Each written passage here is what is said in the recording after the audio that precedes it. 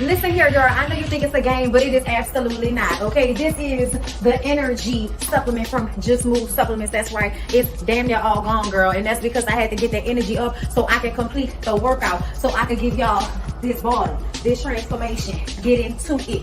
Okay, and I'm done working out now, so that's why we're moving on to the protein shake. Oh yes, it's already in there, girl. It's already made right here. This is the mixture of the banana pudding, the chocolate cake, and the buttercream cupcake. And you really want to be fancy, you can go ahead and add that blueberry muffin if that's what you want to do, girl. But for me, it's these three right here. Okay, you put that with some almond milk, you mix it all up in honey. Okay, your muscles have gained life, new energy, agility.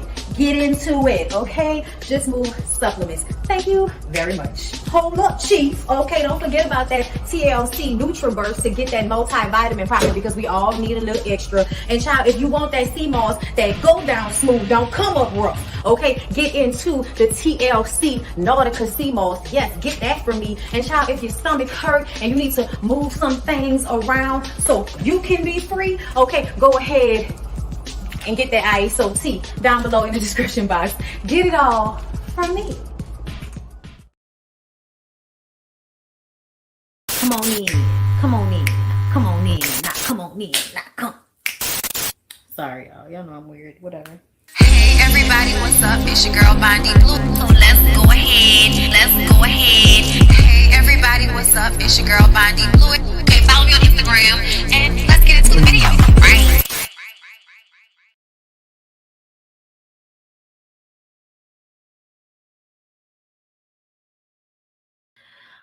Alone in a room, it's just me and you. I feel so alone, 'cause I don't know what to do. Now what if I choose the wrong thing to do? I'm so afraid of disappointing you. So I need to talk to you and ask you for your guidance, especially today when my life feels so cloudy, and guide me until I'm sure I open up my heart. Oh yeah.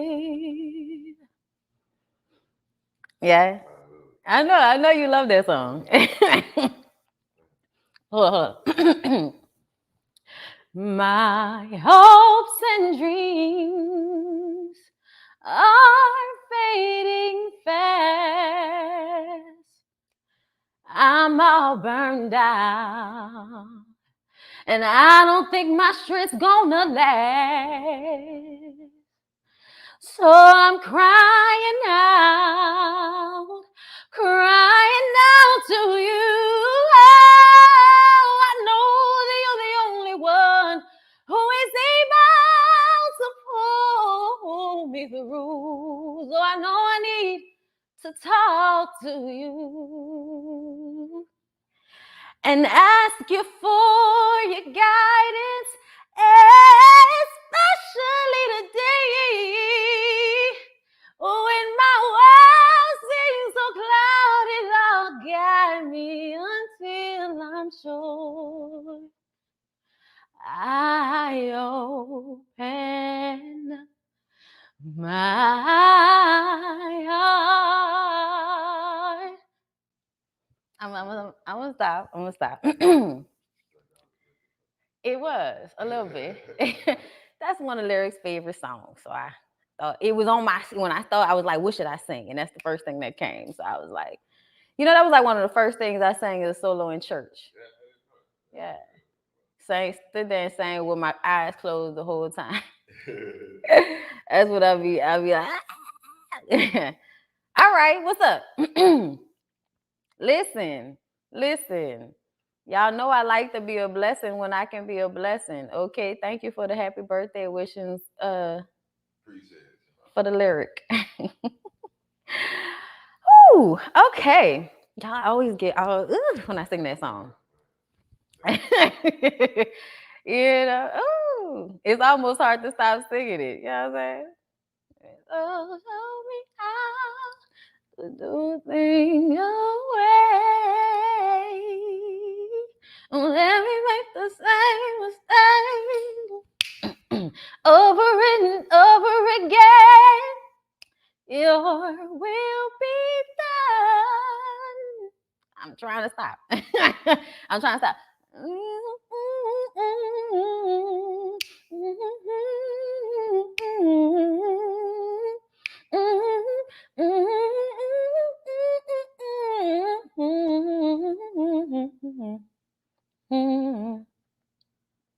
Okay, so y'all, thank you, LMS Lighthouse, for becoming a member. Thank you so much. Greatly appreciate it. Hey, moderators, thank you for coming into the room. Hey, people, I love you guys. Thank you for joining me on this good Sunday morning. Okay, listen, listen. This episode of Family or Fiance was really, really good, y'all. And Loving Marriage Huntsville was really, really good, y'all. Okay, so even if you are not a member, a Patreon, it's okay, because I'm still gonna give you what needs to be gave. Okay, so hold on, because I feel like I'm about to make a shift with the way I do my content as far as making them more conversational topics. Okay, and I think probably I will stop titling these, weekends on. I feel like this should have been titled like the subject matter at hand. What happens when your man does not listen and does not want to listen? What happens? What do you do? You know what I'm saying? Because that's what happened here. And I had another episode of Family or Fiance where I was looking at Tracy and the producers of the show, like, what the fuck's going on here? Who's running this jig here? I'm sorry, but it leans, in the past few episodes, y'all, it leans to me feeling like whenever a woman gives a 100% honest, real, unadulterated assessment of what she is not getting in her relationship after she's already thoroughly expressed this before, and she's still not getting what she wants, they somehow in therapy with Tracy flip it on the woman, and it still ends up being her fault as to why this is happening, with no real touching, at least in what's being shown on the show. No real touching on what he needed to do in order to be better in the relationship.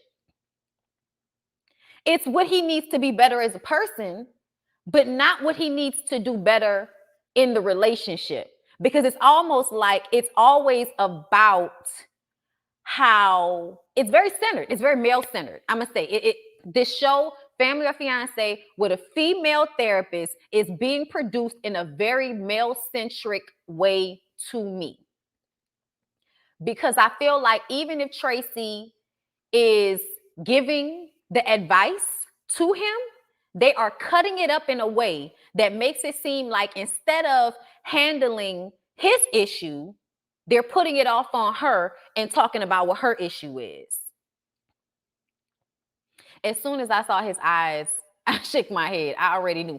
Girl, you're not the only one. I turned to my husband. I was like, I swear, as soon as a Black person has any lick of caucasity, okay? And look, I am very clear on Black women being the phenotype and having the DNA to produce every different type of eye color, hair texture, every different variation of human is within our DNA to give to the world, which is why it has been given to the world. Okay, we're clear on it. Okay, the E gene, whatever the fuck you want to call it, we're clear. Okay, But at the end of the day, how it is perceived in society is having lighter complected skin and green eyes means you have more caucasity. Okay. And what that means is you have more privilege, okay, the pretty privilege to treat people like shit if you see fit, because there is a line of other women behind the one that you treated like shit that will allow for you to treat them like shit too. So you have no real reason or responsibility to treat your woman better, even though you've been given the tools to do so. So at the very beginning of this episode, I understood about Chris that there was no taking responsibility. There was no taking accountability. It was all, my mom died when I was 15. It was tragic. I never got over it. And now I'm making every woman pay for my abandonment issues. And see, what ends up happening for me is because I am now, like, I feel like fully aware of how, and maybe not fully, but a lot aware of how society coddles and how Black women specifically coddle Black men and don't know the difference between showing support and love and validating bullshit. We kind of sometimes don't understand the difference, okay? And I feel like that creates an issue within Black men that makes them feel like everything is always somebody else's fault. So they never really have to take accountability for their actions. I feel like Mia was very clear with Chris after they divorced the first time, because they were married for a few years. He cheated. They got divorced. A year went by. He missed her, wanted her back. And now they've been living together for 5 months. No one in their family knows about it. He hasn't been talking to his family over here. He hasn't talked to them in quite a while. And I feel like it's because he doesn't want to be held accountable. This family is full of women. There weren't any men there for him. So that makes me feel like in order to feel okay with the womanizing that he does, he needs to stay away from the people, the women in his life that would make him feel bad about the way he goes about living his life. And he doesn't want to feel bad. He doesn't want to have to give a fuck. He wants to be able, hold up, I'm sorry, hold up, let me go to my notes document. They moved in after 2 months, first wrong thing, got married, he cheated, they got divorced, took a year off. Now they want to get married again. And you said they were married for 6 years the first time around? Okay. So they are hiding the engagement from their families. When they were married the first time, their families never met each other all that time. Her family basically found out on Facebook that they were back together on Facebook. And it was funny to me that even his side of the family felt that he did not value her.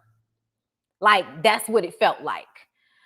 Yes, you can definitely tell the son did not like him and was like, what am I here for? The son was like, what am I here for? Okay. And the best friend was like, girl, if I were telling you this shit, you would be cursing me out. And she was like, you know what? You right. And the mama is walking on eggshells because, see, when Mia was a child, she was abused. And the mom didn't take any accountability until as of recent. And she had to take some accountability for not protecting her daughter. And that is when their relationship got better. But the mom does not like what she's seeing with Chris either. And she doesn't know why she's here because she doesn't know what has changed since the last time they were together. And nothing changed. They missed each other. They missed each other and they gave each other the space to forget about the bad things, because that's what people do. Whenever they go away from somebody for a while, they forget about the bad things. They only remember the good things, especially if they are physically and sexually, bonded like that. If the sex was good, if they miss physically being with each other, they will go back to fucking each other. And that will then turn into a relationship. And at first, the shit is sweet because we all in a honeymoon phase and the newness of it. And then eventually the newness wears off and those issues that were there before start to present themselves again. And that's why we're here on Family or Fiance. Not really because the family isn't in accordance with this, but really because she knows he needs therapy. She knows he needs help. And see, here's what happens. So based on the way society works, okay, marriage is pushed on people at a young age. Most people don't have their shit together at a young age, especially Black people who've grown up in poverty or grown up like he did. Mom did at 15, unfortunately, being raised by his aunt, another family member, but still that loss was great. Not having the tools to deal with that emotion, not getting therapy, nobody talking to him about it. So he's just covering up his emotions. So that's what he's being taught to do in his young adult life, is to handle trauma and then cover up pain. All right. So we're not even in a position to really like do better like we need to. Okay. In the first place, damn, I hate when I do that. I lost my thought. Trying to make one point and missed my thought, y'all. Sorry. Damn it. Let me go see what y'all saying and then I'll come back. Okay, so I hope one day we can have a conversation about sexual abuse in the Black community. Yes, absolutely. He's trash, but she feel that that's all she deserves and takes it. Pretty much. The fact that she dated him immediately after getting a divorce. I mean, yeah. Okay, yeah, so that sex thing. They get back together, they realize the shit is not that good, and now you're trying to fix the shit on Family or Fiance. He needs therapy because he needs to deal with his, abandonment issues. She needs to deal with her not feeling worthiness because of being sexually abused. Okay, that's what we need to deal with. Not putting Band-Aid on open wounds, child. Ooh, that's a word. Right on time. I just finished Family or Fiance. Yes. Hey, that ladies first panel interview. Yes, it was so dope. We had a good time. Y'all make sure y'all check that out. I'm gonna be cutting up some little slices and we'll all be putting little pieces of it on our channels. That's definitely another topic you're definitely in need of discussion. What Hannah said, the fact that she dated him immediately after getting a divorce. To me, it showed that she got the divorce to try to change him. And when it didn't, she still went back to him because she wasn't really fully committed to not being with him. It wasn't about like, I need to remove myself from this situation so I can feel better. It wasn't about her. It was about making him make a different decision. And see, that's the problem when a lot of your value is wrapped up in having a relationship or being with a man. Oh, that's the point I was going to make, y'all. We don't have the wherewithal as Black people to work on our issues. So a lot of the time what happens is people end up getting in relationships or marriages and working on their individual issues within the marriage. And that works sometimes. And sometimes people they just don't care enough. I'm sorry, they just don't. They don't care enough to work on their issues for their relationship. So it ruins the relationship. And then it just causes turmoil and they go through a cycle of repeating this over and over again with different people, which is what Chris is going to do. But I think that was the point that I was trying to make, that not everybody is going to get a ready-made person. And I feel like a lot of the shit that I see online, a lot of the conversations that people are having about high-value women and high-value men, that shit is all bullshit. I want y'all to know that. All of that shit is bullshit at the end of the day. And I'm going to tell you why it's bullshit. Because people can be up when you get with them and then be down in 2 years, 3 years when shit gets hard. Pandemic hits, businesses close down. You never know what the fuck can happen. You have got to be with a person that can handle the ups and downs of life with you and want to continue to make shit work with you and makes the choice to want to do that with you. But this whole idea that you're about to get some ready-made person that has everything on your checklist and all of that shit is unrealistic. That shit is fake. That shit is some shit they sell y'all so that y'all can come listen to what they got to say and make them money. I'm going to just be real with y'all. Okay, because in real life, people don't have the luxury to 100% get themselves together before they get into a relationship with somebody. A lot of the time, it's not like that. So we have to impress upon each other what we have to do in order to be better. So somebody in a relationship has to be the person that initiates that, and another person has to be receiving of that, and then they can start doing the same thing for themselves if that's not something that they've seen, but you have to be willing to do that. Chris is not willing to do that. And it was making me upset because I feel like they kept making it seem like she didn't communicate clearly what she needed from him. She kept saying that her love language was acts of service and quality time. And I tell y'all, and that rings so true because I told y'all that Lyric was my lover and my secretary. And that's a joke that I make. But at the end of the day, like that is the type of love that I need.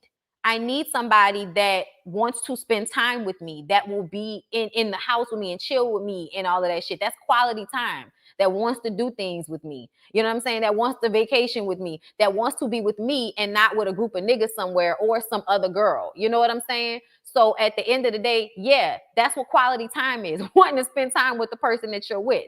And the acts of service is being of service to the person you with. Lyric makes me coffee. Lyric makes me tea. Lyric makes me a plate. But I make sure that Lyric has the things that Lyric don't even. Lyric has not bought soap and like, you know, toothpaste. I can't even tell you the last time Lyric has been tasked with buying shit that you need every day to take care of yourself.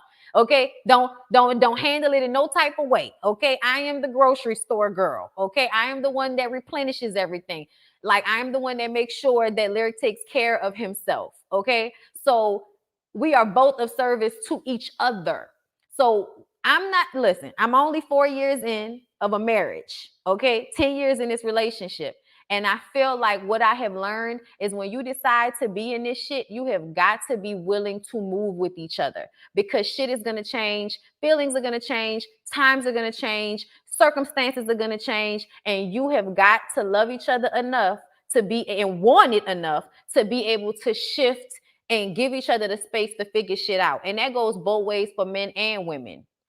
And it's not always about forgiving some nigga for cheating on you time after time. No, it's not about that. It's about giving people the space to figure their shit out in life, because nobody has it 100% together. And you can't expect your mate to have it 100% together because you don't have your shit 100% together, because life is a journey and we're constantly learning throughout this entire process. So we never 100% know everything or have the best perspective at all times, because that shit takes time.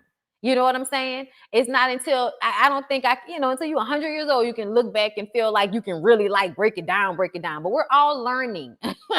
We're all learning as time goes on. Our feelings and everything is going to change over time. That's why I have always said that we good today. We good today. I'm planning on us being good tomorrow, and I'm planning our life for us to be together tomorrow. But we good today. And I don't make any presumptions that my relationship is perfect or that I know everything, because I don't. I like this nigga today. Today. That's all I got for you. Okay? So I think people need to get more realistic about how they view marriage and how they view relationships, instead of seeing it as some happily ever after. It's not a happily ever after. That's not what it is. That is not what the fuck it is. It is a marathon run with somebody that I like enough to want to build something with, that I trust enough, that I feel safe enough, that I want to build something with this person, that I like their face enough that I want to see it on little children. Okay? Like, you know what I'm saying? That I love them enough to where I told Lyric this today, because I'm going to do a video eventually about I'm not a single mother, and it's just my perspective on some things that I have seen. And I want to speak about it because I feel like I can't directly speak to the person that I want to talk to about it. So I want to say it in a video, and that way it can help who it helps, and it'll upset who it upsets. I don't give a fuck. But I'm going to get up here and say how I feel about it. And, I don't want nobody to feel disrespected about it, because I'm definitely going to keep in mind all of the single mothers that I love and appreciate and know they do their best every day. But we going to have conversations, okay? Oh, because we need to have a conversation about that. I'm going to be setting that shit up. We're going to be having these conversations, y'all, because some of this shit needs to be talked about. And I want to give my opinion about it, okay? Yeah, if you think marriage is happily ever, then don't get married. Facts. When I say me and Babe been through ups and downs, people automatically think cheating, and that's not the case. Helping each other through our perspectives, issues, and traumas is ups and downs. Yes, absolutely, absolutely. Y'all with me, cute kids. Thank you. We're aware. I promise you, I would not have married him if I didn't look at his face and feel like, okay, you'd make good kids if they get my eyes and not yours. But those are things we can work on. I blame Disney for giving a false perception of happy ending relationship when in reality it's a never ending process. Exactly. And I do too. They really took them stories and flipped them and fucked them up. Those stories were supposed to be telling y'all real life lessons. Like the brothers Grimm, that they took a lot of them stories from, like way to whitewash some shit. Okay, thanks for that. It's important to give your partner space and grace to grow. Yes, and a lot of people do not have the emotional growth or intelligence for that, and that is very upsetting because they're responsible for children. They're responsible for the well-being and the mental and emotional capacity of children that are going to eventually become adults. And they stay in the headspace of feeling like I can be immature about this. I can stay mad. I can be bullheaded about this, even though I know I'm wrong. Even though I know I'm fucked up. I can be like this anyway because I'm choosing to do it. So fuck everything else. I have no patience or time for that type of shit. So we're going to be talking about some things. More conversational pieces. So y'all look forward to that. Okay. But to get back into family or fiance. So at dinner, they discussed the love language conversation, and Chris says that she was talking at him. And I'm like, that's an excuse. I found that that's an excuse. And I'm going to say that because I am the type of person that does say things harshly. So especially in partnerships and in relationships, I try to speak in a way that is soft.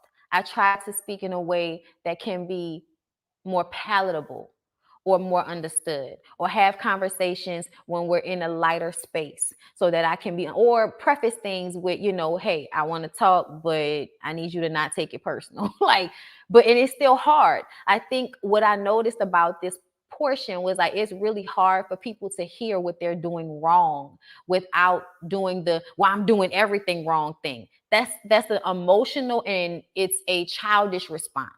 It's natural, but it's a childish response to have.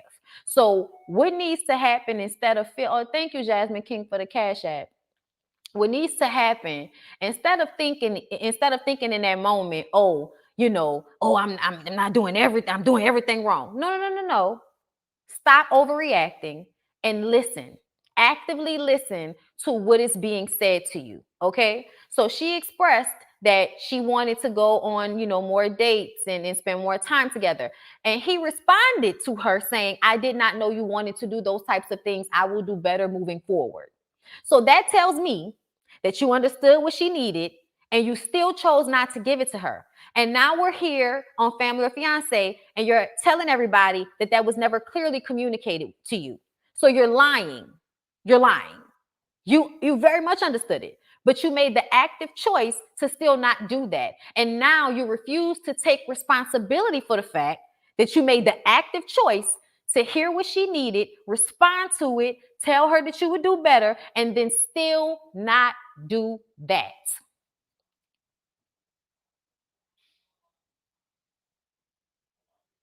Like, ooh, like, come on, dude. I just felt like it was fucked up. And I feel like another thing is him feeling like he's pretty is one of the reasons why he feels like he can treat her badly. Like, somebody else gonna deal with this bullshit. So if she's not gonna deal with it, then I can find somebody else to deal with it ultimately. I'm gonna pretend, for the moment that I'm gonna get the help that I need, and I probably should, but you know what? That's too much work. Why not? Why do all of that when I can just go back to doing what I've always done, which is more comfortable for me? And that's what a lot of people do. And honestly, y'all end up doing nothing in your life. You end up doing nothing in your life because you take that same approach with everything. That if something is too hard, if something makes you uncomfortable, then you're not going to do it, regardless of the fact that it's what you should or you have to do. That's the immaturity. That's the fucked up part. That's how he's handling this relationship. And everybody's looking at her to communicate differently as if it's going to matter. It's not going to matter. It doesn't matter how she says it. He just doesn't want to hear anything about what he isn't doing. And I feel like that's another thing people need to understand. If somebody comes to you that you love and you care about, I know it's hard to hear that you're doing something that's bothersome to them. But if you care about them, listen to what they're saying. For real, for real. Like, listen to what they're saying for real, because a lot of times we know exactly who we are and what we do. And we know how we act and how we come off. And if somebody expresses to you that you're doing something that hurts them or that you need to change something and you love them enough to be with them, then listen to what they're saying and then act on that. But the idea that you hear what somebody says, you understand it, and you do nothing to change that. You do nothing to fix it. Like, you're not really listening. You heard it, yeah, but you're not listening. You're not actively listening, and that is a problem. And I think a lot of men do that. They hear their woman's voice, and then it turns into wah wah wah wah wah wah wah wah wah wah wah wah wah wah wah wah wah wah. She's complaining, she's complaining, she's complaining. I'm not listening, I'm not listening. Okay, okay. You don't like hearing bad things about yourself. Nobody does. Nobody does. But do you know what a lot of women do? They will try to see and anticipate what is needed, so that you never have to have those conversations. So then men can turn around and tell you shit like, I didn't ask you to do that. I didn't ask you to do everything that you do for me. Which means what? You're not responsible for reciprocating that energy? This is a fucking relationship. That's what you've agreed to do when you got in the relationship, was to reciprocate the energy. And I feel like sometimes people feel like it should always be going one way, one way, one way.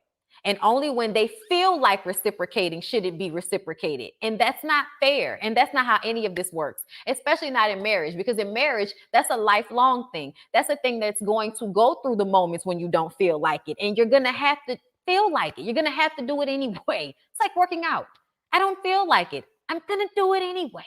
I want to stop. You know what I'm going to do? I'm not going to stop. Okay? Like, yeah, you have to change your mindset, but you have to use your heart with that shit. Like, if you love somebody, you care about them. Like, that's the same thing I feel like with Marceau and Tisha. If you love somebody and you care about them, stop listening to them suffer. Like, because that's what it seems like you're doing. You're listening to your partner suffer, and you don't care because you're not doing anything to lessen the suffering. And that's what you're doing by not really actively listening to what's going on. Women value marriage more than men. Absolutely. Absolutely. And I have no idea why. I have no idea why. Because, and I want to say this, black men, because I don't feel like white men feel that same way. If you notice, a lot of these like richer white men are not single. They're married. They have families. Most of the successful people that I know are married. Okay. That's not to say anything bad about single people, but specifically when it comes to men, men usually need women in order to create the balance that is required for them to be in business the way they need to be in business. Like, it's almost like men can't really multitask like that. They need to be able to focus on this thing. So they need the other person to help them balance out their life. That's usually how these things go. Okay? Marceau is trash. I felt so bad. We're going to get to it, y'all. But I definitely feel like marriage is of value to people who want to be married, period. But in this society, in this system, to me, when you look at white males and how they go about their lives and Asian men and all of that, and how it is very much a part of their business life in order for them to showcase established lives, and established stable lives include women and children. So if you can take care of a woman and children, then you can handle this business. But if you can't take care of a woman and children, then you can't handle my money either. Okay, so that is the mindset in this society when it comes to marriage in business. That's why marriage is a business, essentially. Okay, and when people get married, and when smart rich men like Jeff Bezos and all of them get married to a woman, no, Boosie, they don't go look for some booty model dumb bitch. No disrespect, because not every booty model is dumb, but they don't go for the bitch that doesn't have business acumen. They don't go for the bitch that's not gonna have the mindset to help them build. Okay, They're not going to do that. They're going to go for a smart, intelligent woman, okay, who basically could have bested them at some point because they want their children to have a smart mother. Because they want someone that's going to help them maintain what they're trying to build, not someone who's going to spend it away, not someone who's not going to see the value in it. And see, that's why I feel like it's something that's lost upon Black men when it comes to the value of marriage, not necessarily white men. That why do y'all think Ray J is still married to Prinky, even though every 5 minutes somebody's single, but we ain't never seen no divorce paper signed yet? Because people and men who understand like business for real, understand how important it is to have a partner. Okay. There are people who, of course, you know, go against this rule. You got your Diddy's of the world, but that's why men can do that. You know what I'm saying? That's why men can do that. Because they're men and society caters to them. So you can have like your men that have women flowing in and out, in and out, in and out, in and out. You can have that. But Pete, the president of the U.S. has to be married. Married is definitely value. Like marriage, I mean, I'm just saying, like, that's what it looks like to me. Stop being your partner's conduit of suffering. Ooh, that's another thing. These fucking trauma bonds that y'all form and think that that's love and that's a deep connection because y'all both can cry together about y'all's abandonment issues. Child, please. I told y'all I didn't like the way Tracy handled the therapy session already. They had Dr. Romedy come in, and his aunt talked about how when Chris's mom died, she didn't talk about her death. That's another problem. People not talking about death. And that's why I always, like, I do that with Lyric. Like, because I've lost my father, like, I have conversations with him every now and again that include him having the mindset that eventually his parents will be gone. Because people think that it's so unhealthy to have those conversations, but I think the fact that I had an understanding of how life and death is a cycle. I lost so many people when I was growing up. My grandfather, my grandmother, I lost aunts, I lost cousins. Like over the years, like it was kind of constantly happening over maybe 4-year periods. It was like somebody major would die in my life every 4 years for a while. And then eventually my dad, the most important, dies. But I had lost all of my grandparents by the, my grandmother was still alive. My dad's mom was still alive when my dad died, but she died not too long after. And then she had Alzheimer's. So she, wasn't really there, for a while either. So I felt like I had lost all of them. By the time I got to really like 21, most of, except for my mom, everybody was gone. You know what I'm saying? So for me, it hurts. I understand it, but we need to be able to talk and deal with death so that it is not the hindrance to life that I see that it can be to people. People take death and hold on to it for their whole life like Chris has. That is not healthy, and that's not the way it's supposed to go. It is unfortunate when things happen in a way where your mom is taken from you, and it's not a sickness and it's not, an age thing. I get all of that. I do. Because I'm sorry, but I still feel like my 60-something-year-old healthy father should not have died the way he did. Okay? So fuck all that at the end of the day. Somebody being older doesn't necessarily mean that their time was supposed to end when it did, versus somebody being a little bit younger and their life being taken another way and not from a sickness. You know what I'm saying? But either way, I feel like death happens, and at some point you have got to deal with it and move on from it. It is always with you. But y'all know the thing that I've learned that when you hold people dear to you, and my people come to me in my dreams and shit. So, I'm still waiting on my grandmother. But my grandfather died when I was 6. And I've told y'all about this before. But my grandfather comes to me and has come to me all the time, frequently throughout my childhood, to the point that it became a part of my memory of him that he would visit me in my dreams. So he never really died for me. He never really was gone for me, because in my dreams, I would see him. I would get to hug him sometimes. And because of that, as an adult now, when I look back on it, I feel like, well, damn, when you really think about it, I never really lost him, because he was still there in that capacity for me. And that still was my memory of him. You know, it never went away. And it's the same thing. I don't dream of my grandmother, but she's always with me because my grandmother was the first person to teach me how to use the bathroom. My mom would drop me off to my grandmother before I went to preschool. So I would spend a lot of time with her, and a lot of my first things and drinking coffee, bread and butter, and all of the stuff that I do, being very blunt and honest, come from my grandmother. And I keep her with me. But my father, specifically, my connection to him is so strong that I feel him just in without even being asleep. Like, even my grandfather sometimes too, like I would smell something or the air pressure would change or something. But with my dad, I get extremely emotional.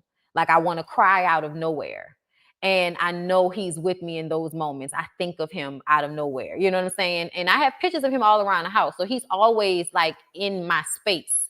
But I feel like when people die, when you have a healthy relationship with your connection to them, it is not as heartbreaking as you feel it is. Yes, you can't see them, you can't talk to them the way you want to in this physical world, but they're still with you. And as long as you have what they gave you, then you have them. And I feel like it's important to keep, pictures and talk about dead family members and keep them alive in your words. And when they die, talk about them, especially with children. Carry their memory through the kids so that they don't grow up not knowing somebody just because they died. Talk to them about the person. Tell them the stories about the person. But you have got to have a better relationship with the dead so that you can live better. Because people that cannot let go or grieve death in a healthy way end up like this man, harming all the people he comes into contact with because he cannot deal with the death of his mother. It is not an impossibility, y'all. And I'm not saying that in a harsh way, but people have got to get a fucking grip. People die every day, B. Just saying. So,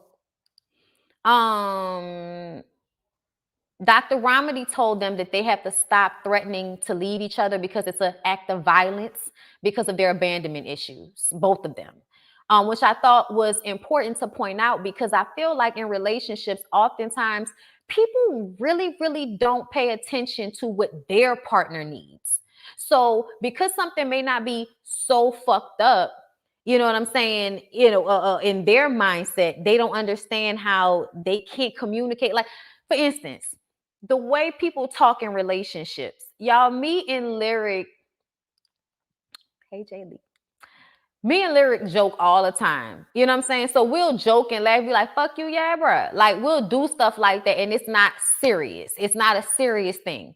But when we argue, I have made it a point to not take the argument to certain places. I won't say certain things. I will not relinquish hell onto my husband with my mouth because I can. I can, but I will not do that to him. And that is an act of discipline on my part to not harm him just because I can and I'm angry in the moment. Okay? Because that's not what he needs from me. So I can't argue and fight with him in that way. I have to change, even though that's what my inclination is, I have to not do that because that's not healthy for him or for me. Right? So when Dr. Ramadi tells them that they have got to make sure that they aren't threatening to leave each other, especially if they don't really mean it and it being an act of violence, is because that's their specific issues. And you have got to think about those specific issues that your partner may have or that both you and your partner have so that you'll know what boundaries to have when you get upset. Because y'all, I personally know people that have no boundaries when they get upset. They say anything out of their mouth and they don't care how it affects the people that love them or that they say that they love. And I feel like that is an act of violence. I cut a lot of people off because I don't like the way they communicate. I don't like the way being around them makes me feel. And that is absolutely my prerogative to do.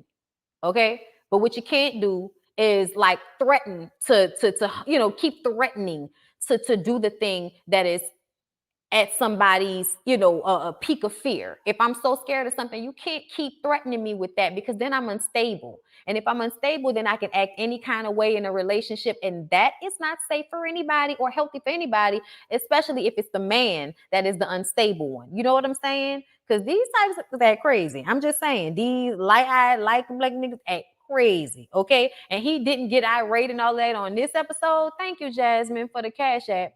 But y'all, I'm telling y'all, I have seen these types of men when they get upset, and it is something to run from.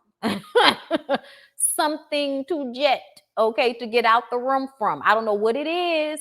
I don't know what it is, y'all. I hate when, there are certain like physical characteristics that go with types of mentalities, but I feel like that's because society treats certain people that look a certain way the same kind of way. Okay. But either way, y'all, child, when they were talking about how he can act sometimes, I feel like he's not showing it on this show, but that could probably get scary when he get upset.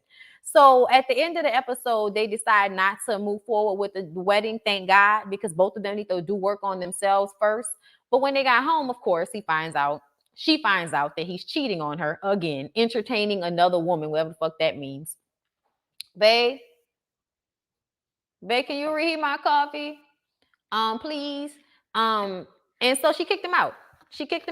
They haven't talked since, and he still hasn't gone to therapy. So when I saw that he still hadn't gone to therapy, y'all, that's what let me know that from the very beginning, you knew what you needed to do and you still chose not to do that. So now going forward, when your life isn't as full and as nourished as it could be, it's because you made the decision to not do what you needed to do for yourself, which is go and get some fucking therapy to deal with your mom. But that's because a lot of you men don't want to take, people, period, y'all, but don't want to take responsibility for yourselves. Thank you, baby. You don't want to do the hard work. You don't. You want to be lazy. You just want to do what's comfortable for you. And a lot of people don't want to admit that to themselves. But that's exactly what I'm not like. Yeah, you are. Yeah, you are. But anyway, y'all, moving on from there, because that's all I had to say about that. That is something that I feel like Black people in New Orleans do very well, is honoring, communicating, and respecting their ancestors, their healing power, loving that. I just recently heard somebody say it's because our dead aren't below us. They aren't under the ground because they live amongst us, I guess you would say, because of the way we're below sea level. So we do we do grave sites and shit. It's not in the ground. It's in cement blocks and stuff. Like thank you. So basically what they do is like they'll create either a tomb, like one big piece, and they put a lot of different caskets in them. We have big places where you put the caskets in different like tombs, but a lot of like the ones in the city, like St. Louis and all of that, are basically like old tombs. And my dad is, we have mausoleums too, yes, but we have tombs. And then my dad is in a tomb. It's on the ground, but it's not really beneath it. I don't know how to, like, it's cement laid and then dirt, and then they would put the casket inside of the cement structure. So it's not in the dirt like that. It's not 6 feet under, because we are below sea level. So it would be in water. So we don't do that. But there are some, because the caskets or the bodies are above ground, people say that our connection to them is stronger. And that's a possibility, because I'm not the only one in my family. There aren't a lot of us. We still have reverence. We have reverence without knowing what it is. We have reverence without the connection to African spirituality and how it connects to who we are as people. Like, my people will do it and not really make that same connection. Me and my cousin and a few of my other family members, like, some of us kind of like get it. You know what I'm saying? And to me, it's a very deep thing, and I feel like it's probably why I am the way I am. Is because we have a connection, and we tap into that, and we talk about that, and we express that instead of ignoring it. Because I feel like a lot of people feel the same things we feel, they just ignore them.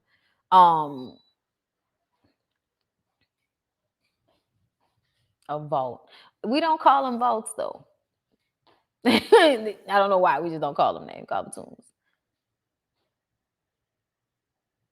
But yeah. All right, y'all. You know, I be trying to have these conversations with y'all sometimes. Okay. It's the African spirituality that we were allowed to keep. Yes, yes. They did, like in New Orleans, they did not they gave us space.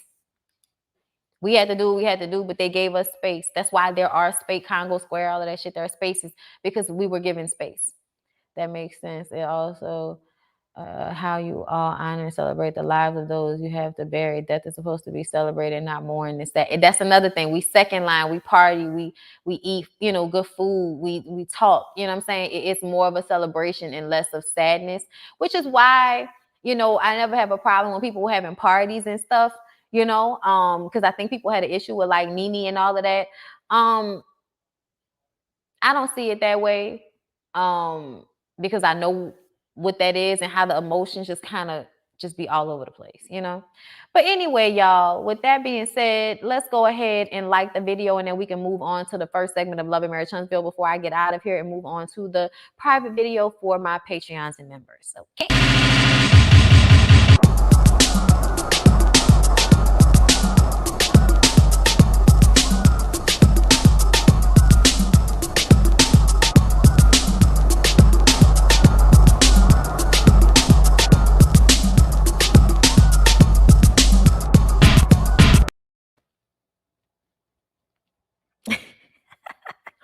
Y'all, I'm always juking.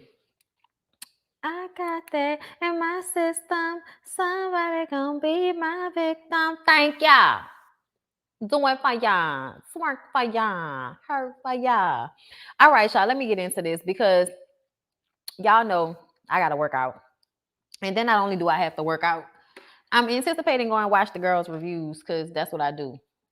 I go watch the girls' reviews of these things. I'm like, I don't care if we're on at the same time because I'm gonna go and watch y'all shit when I'm done. Okay. Listen, I love my girls. All right. So we had so much fun last night talking to Mel, y'all. Tomorrow everybody's gonna be posting different clips on their channels or whatever, but y'all make sure y'all check out the full interview on my channel that we did with Miss Melody is Hope yesterday. Everybody kept saying that I didn't do it, but I did. At the beginning when I introduced her, I did it, but y'all wanted me to go through the whole interview mocking that lady's voice. Like, what's wrong with y'all? Like, why y'all so weird like that? I know. Why it look like Death Row, child? I don't know why, but it makes me want to sing living up the night in the gangster's paradise. It's still the most that I living in the gangster's paradise. They got the situation they got me facing. I can't live a normal life. I was raised by the street, so I gotta get down with the hood team.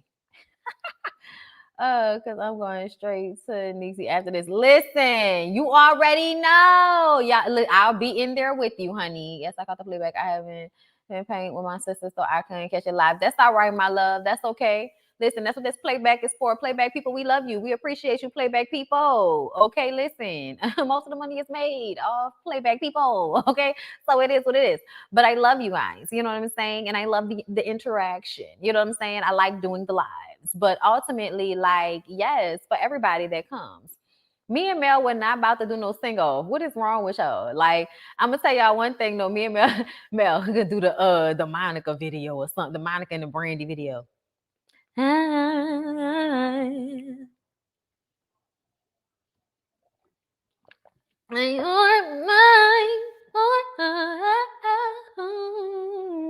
I'm sorry that you seem to be confused. He belongs to me. The one is mine. I'm sorry, y'all. Y'all know how Brandy used to be doing this all the time. Like, all right. Anyway, y'all, sorry. I'm giggled out. Let's go ahead and get into it. Get into it. Yeah. I'm glad y'all enjoyed the interview, though. I had a great time. Like, listen, anybody that has anything negative to say about that interview, like, you're a hater. You're a hater. Don't hate because you're a hater. Nah, because she was giving, Mel knew the assignment. Okay. Mel knew the assignment from the moment she got on and started to give us the tease on this property here. Okay, I'm familiar with this street, and I knew that, and that's what I was looking for from her, and she gave, and I love. Okay, she definitely gave what needed to be given in the interview. Okay, and she was definitely like, just having conversation like we like for it to be. It's the ladies' first panel, but we wanted to be like, girl, and da da da da, and that's very much what she was like. I love her to talk about right, y'all. I love listening to her talk about the homes. I love that part. So yeah, y'all watched the whole interview. We talked about a lot of different things. We only had her for an hour, so we could not ask her like a million different questions like we wanted to, because trust me, there were more questions that could have been asked. But hopefully in the future we'll get her again, and we'll be able to ask, some of the new questions that people might come up with, But I am very appreciative of her taking the time to do that. And circling back around to me and making sure she showed up for us. So thank you so much, Mel. Just really, really enjoyed her energy last night. Yes. All right. And all my girls, though, y'all have no idea. Like, as soon as we got off the live, I was like, bitch, y'all better be professional. Listen, we all throw questions in a pot, organize them. Everybody just reads from the same, list of questions. So, we're all the ladies first panel. Y'all not ready for the blow up situation. We're gonna try to get Destiny. We see a lot of y'all want us to get Destiny. I'm definitely going to hit up Mel and see if she can run that interference. I already follow Destiny on social media as of like the last couple episodes, because I have really been liking her. I know people have been feeling like she's aggressive and all of this, but I'm here for it. That was another thing I didn't like that Tracy said about your girl, that she was being aggressive. Even though I agree that it was controlling for her to threaten to leave him all the time without just leaving his ass. Still, I didn't like the fact that conversation still ended up turning around and being her fault as to why he doesn't do what he's supposed to do. It's her tone. Fuck out of here. Fuck out of here. He needs to do better, and she needs to be about what she says she's about. Stop threatening to leave him and just fucking leave him. And that's what she did. And so she did her part. I'm glad she learned from that. Shout out to her. Okay. But yes, y'all, I'm glad I thought about that, because I wanted to say that. Anyway, so y'all, Kimmy talks to Maurice about everything that had went down the night before with Destiny and Tiffany getting into it, y'all. We talked to Mel about Tiffany. Y'all go check out that interview now, okay? We talked to her about Tiffany. We talked to her about Destiny. We talked about her about Tisha, about Martell, about the side chick. Listen, okay? We asked the questions, okay? So, like I said, Kimmy is talking to Maurice, and basically she feels like Destiny's anger didn't match the circumstances of the situation. She threatened to drag the lady, okay? Tiffany is simultaneously explaining this to Thick Thighs 2. Lewis, the same thing. Y'all, I'm going to keep referencing them being thick thighs, but I actually like them this episode. We're going to get into that by the time we get to the end of this. So if you aren't a member of Patreon, girl, you might want to become one, okay? Anyway, so Tiffany is explaining to Lewis the same thing and how Destiny was overreacting, and she's not even confrontational. I'm like, just because your tone is not what people like to identify as aggressive, it does not mean what you are saying is not problematic. Okay? There are some things that you don't need to ask people. There are some things that you don't need to procure. Okay, that you don't need to pull from the situation. It's not your place. You're not that person. It should not come from you. But at the end of the day, Tiffany is giving what needs to be gave, and so is Lewis. I'm gonna just go ahead and be honest about it, okay? Somebody in the comments said Martell probably the one who put a thumbs down in the interview. Child probably did. She is not aggressive. Destiny not letting you play with her in her face. She's not. And I feel like a lot of people don't understand that just because somebody doesn't put sugar on shit for you, it doesn't mean that they're aggressive. It just means they mean what they say and they say what they mean. And I think so many people really do not like that energy from women. And that's like obsessing. That's upsetting. And I feel like it's insulting. It's insulting that I can't be direct as it is coming out of my head. It is coming out of, like, I can't be direct with you. But then that same thing will be said about Tiffany. You know what I'm saying? Tiffany is very direct, but I feel like, you know, the questions that she's direct about don't have anything to do with her. Whereas Destiny's directness comes from how she feels she's being treated in the moment. Okay. Or if she feels like something is fucked up in the moment. You know what I'm saying?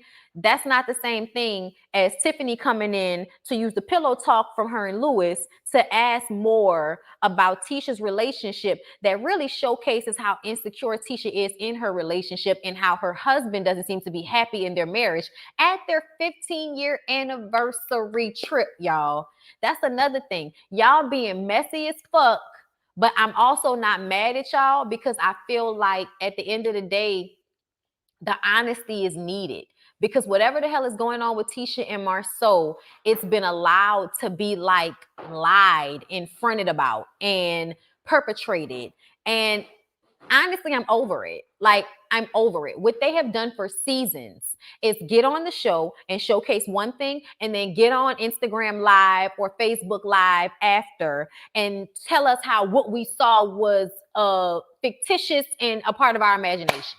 Like, and something that we're making up in our heads. And they continue to do that this episode. You know what I'm saying? So it's annoying for me. And I'm glad that Tiffany and Lewis kept that same energy. It's one thing to be like an asshole and then hide your hand, but they kept that same energy. So I'm gonna give it to Lewis and Tiffany this episode. Thank you. You were needed, thick thighs. You were needed. Okay. So another thing, I noticed that last episode, I was wondering if Lewis was telling Tiffany to tone it down with the messiness. And now I realize that no, that's not what was happening at all. No, Brittany, you were wrong, bitch. That's not what was happening at all. Bondi, no. Bondi, no, he's just as messy as she is. He lives for the mess as well. That's why they get along. That's why they like each other, because they like the mess together. And you know what? I am fine with saying I was wrong about that. Them is messy together. Okay. Tiffany says maybe, you know, Destiny has it out for her. I said, bitch, now I'm gonna need for you to stop. That lady does not have it out for you. That lady is tired of you playing with her in front of her face. You have, like, many a time said some shit that it's been bothersome. It has been annoying. It's been like, hit in the chest. What the fuck, bitch? Why are you out here throwing out comments and asking questions that are hitting people in the tit? You're hitting people in the tit. Wasn't your man cheating on you? Hit in the tit. Oh, Monster was vaping. Hit in the tit. Oh, Tisha, Marcel says he's not really happy and you're insecure. Hit in the tit. Like, those aren't like light taps, bitch. Those are deep, like, punches to the tit. But I will say again, Tiffany knows the assignment. She's new. We don't know her. She's here to be messy. I'd be surprised if she's there next season. If she is, I might not be mad about it, because she's going to say what no one else is going to say. And when you're that person, you kind of got to give people a little grace there, you know, because I'm that person. I'm that person. I'm not that person. Like, I'm not going to do all of what she does. But I ain't gonna lie, y'all. They probably, the edit would probably look like Tiffany's edit, because I probably would be sitting there for a minute listening to somebody bullshit before I probably was like, man, get the fuck out of here with this shit. And they're gonna be like, you know, you messing with people. And it's like, no, I'm not about to sit up here and like go along with this bullshit because you wanna like bullshit now because we on camera. Like, I'm sorry, y'all. I'm low key that person that's gonna say what everybody's thinking. And Tiffany and Lewis were out here saying what everybody was thinking on some shit. But damn. Whew. Anyway, y'all, that's all I'm gonna give for free. So I'm gonna go ahead and move on. It's probably gonna take me a minute because I didn't create that other live. But I'm gonna create it and I'm gonna put it up in like 2 shakes of a lamb's tail. So thank you so much for watching. Please don't forget to like, comment, and subscribe and share. Check out our full interview with the Ooh Ladies First panel and Miss Melody is out. I appreciate you guys. I love you. And I will see all my members and Patreons over. I'm going to post that in a minute, y'all. Sorry. Child. Too much going on. All right, y'all.